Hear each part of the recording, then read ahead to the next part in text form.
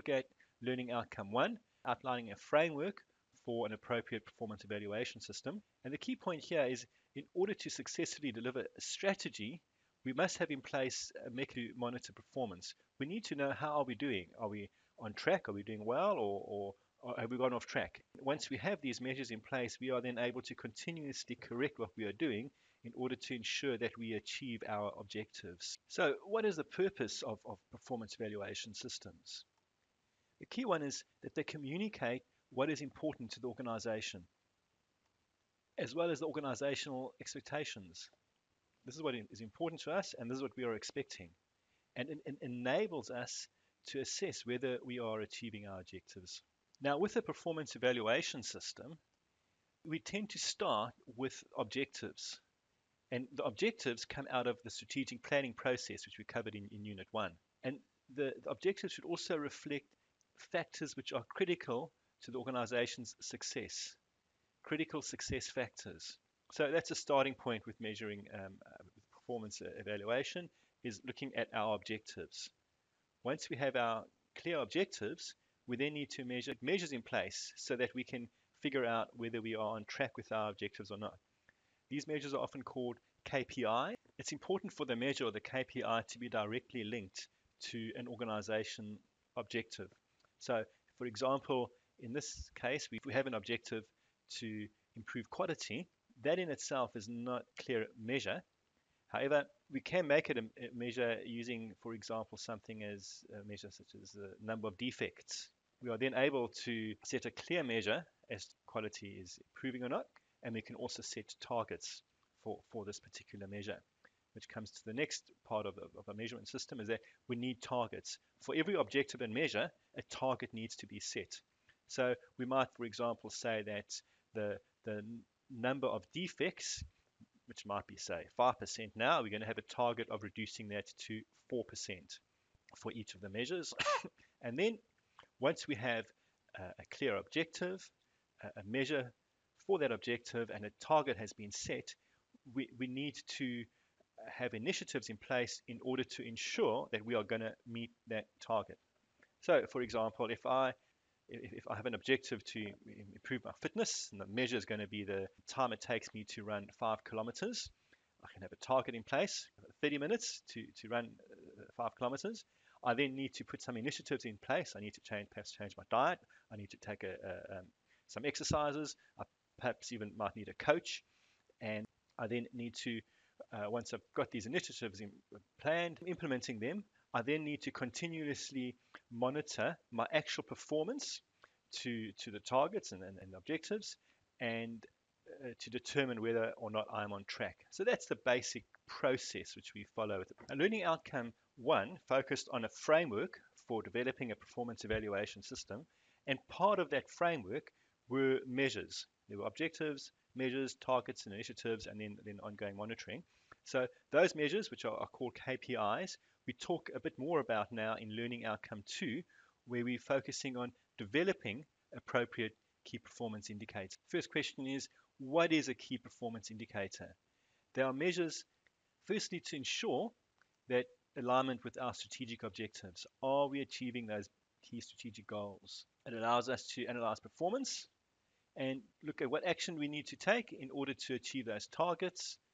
It helps us attain our goals. And also, once we measure our performance over time, we can start to identify trends. Are we improving gradually, or are things deteriorating? I'm sure you're all aware of the SMART criteria. It's used to evaluate whether our goals and objectives are good. And in order for KPIs to be effective, they need to be linked to goals that meet the SMART criteria. To ensure that something meets the SMART criteria, it's probably good to look at the goal, the measure, and the target. If we look at all those three, you are then in a good position to evaluate whether the SMART criteria has been met. I'm not going to go through the SMART criteria in detail. It is each part of it is outlined clearly over here. It's important that you read through all the 1, 2, 3, 4, 5 aspects of the SMART criteria, which will enable you to ensure that a goal, a KPI, and a target is valid. Some points with regard to how we set up KPIs. A KPI is normally expressed as an absolute term, for example, dollar sales per month or percentage of time that a website is functioning. We can then, if it's an absolute term, we can compare it to a target in order to work out whether we've achieved our goal or objective. We don't normally express KPIs as a trend, but when we're analyzing KPIs over time, we can look at what trends have occurred. We can look at the trends. So on page 10.8 of the CSG, there's some common pitfalls in developing KPI. There's what the pitfall is and an explanation of it. As discussed already, we try not to have a trend itself as a KPI. So in this example here, a trend would be increase in sales revenue per month. That's a trend. We would rather have sales revenue per month as the KPI, and then we can have a target. Error would be to have percentage changes. So we could have the percentage of time in a day in which our website is offline, and we can have that for each day. But what we don't want to have is the percentage change from the previous day. That then makes it difficult to use and analyze. Again, we don't want to have the variance, the change from budget. Rather, we need to have the measure, the KPI would be an actual amount, an actual figure, an actual quantity, and then the target could be the budget or the forecast. It's good if you go over these explanations quite carefully in order to understand these pitfalls. On page 10.10, we've got different types of KPIs. Learning outcome 3 is looking at the balance scorecard. Now, the balance scorecard is actually a performance measurement tool to help us understand how we're doing in terms of achieving our strategy. So there's 4 perspectives: the financial perspective, customer perspective, internal process perspective, and learning and growth. Earlier we spoke about objectives, measures, targets, and initiatives, and that is what we have in each of the perspectives of the balance scorecard: objectives, measures, targets, and initiatives. Now I'll just briefly go through the 4 perspectives of the balance scorecard. The financial one is probably the one which we're most familiar with. We have financial information there, financial measures. They're often lagging, things like cash flow, profitability, areas like that. Now, the objectives and measures within the financial perspective will help us understand whether we're meeting the requirements of our investors or shareholders. Now, the customer perspective tells us whether the customer is happy with us and tells us whether we're creating value for them. Things like customer satisfaction. Measuring customer satisfaction will help us understand this. And that more outcomes. What has happened? What's the outcome of issues with regard to customers?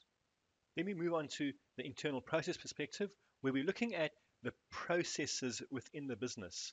What are the processes within the business that are used to provide goods or services to customers? So in the supermarket, there's this process of placing orders with suppliers, the delivery process, the receiving of those deliveries into the store, the packing of shelves, the servicing of customers in the store, the checkout. Those are all processes within the retail sector. So every organization does have processes, and it's critical that these processes are good and efficient.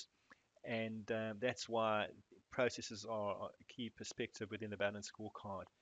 There's generally different types of processes. One are the day-to-day operational processes with regard to managing customers. So this could be producing and delivering goods and services. It could be looking at how we gain new customers, especially with regard to our sales force, how we service our customers. Then there's a different, more strategic, but very important process, and that's the whole innovation process. That's the whole area of looking at developing new products and services, which is more strategic, whereas your operational and customer management processes are more operational. The final perspective we're looking at is the learning and growth perspective. And this looks at the resources, at the inputs that we need in order to develop success. What do we need in order to be successful? Absolutely critical is good, highly skilled and motivated employees. So that's a key area within learning and growth.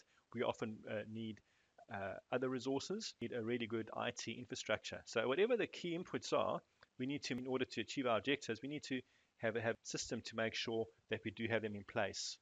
So there's a cause and effect process with regard to the balance scorecard. And the idea is this: if we have the right resources, the right people, the right IT infrastructure in place, we will then be able to have effective and good internal processes. If our internal processes are good and effective and that deliver value to customers, we should then have happy customers who'll keep coming back to us. And with happy customers who keep coming back to us and do more business with us, should lead to better financial outcomes. And we also have the idea I spoke earlier about leading and lagging indicators. Generally speaking, learning and growth in internal processes are more leading, provide more leading indicators of what's going to happen in the future. Customer perspective might be a bit of a mix, and financial perspective tends to have more lagging indicators. There's a lot more very useful information on the balance scorecard in the CSG. I'm just going to move forward now to page 10.19, where we have a balance scorecard which strategic goals and what it's trying to do. The top goals are listed up here: grow revenue and improve productivity. So there's a whole lot of goals. You can see on the left here revenue growth, and on the right the productivity strategy. And there's what we understand as cause and effect happening here.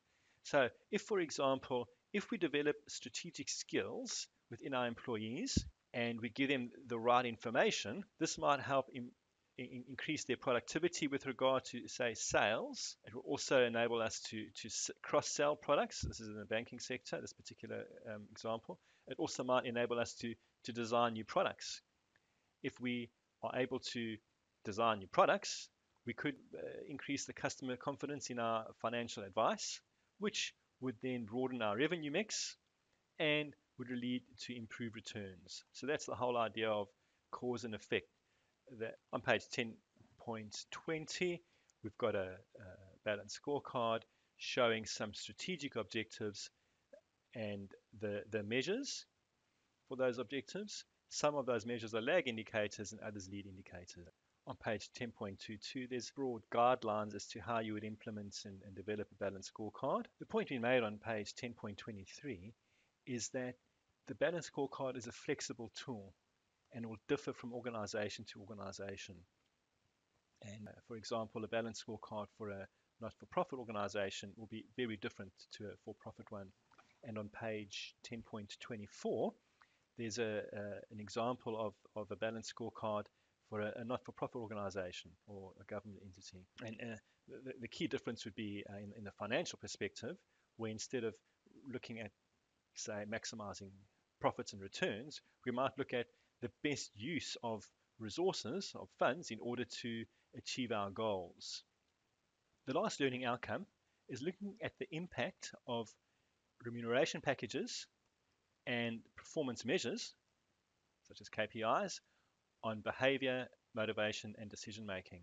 There's some good suggestions here. Don't use one measure, use multiple measures, and make sure the measures have different focuses, that we don't just focus on one part of the organization. But we have to be very careful of unintended consequences. We might implement a bonus to encourage a certain behavior, and then something else might happen which was totally unexpected.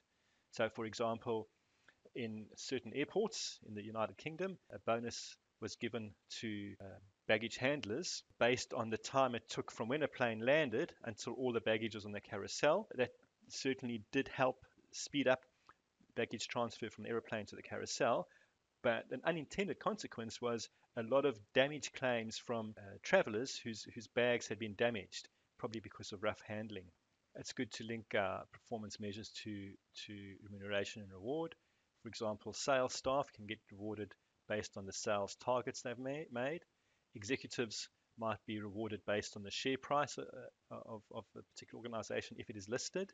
Page 10.26, there's a whole lot of different types of remuneration, and each type is explained in the CSG. Now, so an extra little video I think you might find very useful, and it provides a slightly different point of view to traditional thinking around remuneration, and that's this RSA Animate. I won't play it for you now. The title is The Surprising Truth About What Motivates Us. Thank you.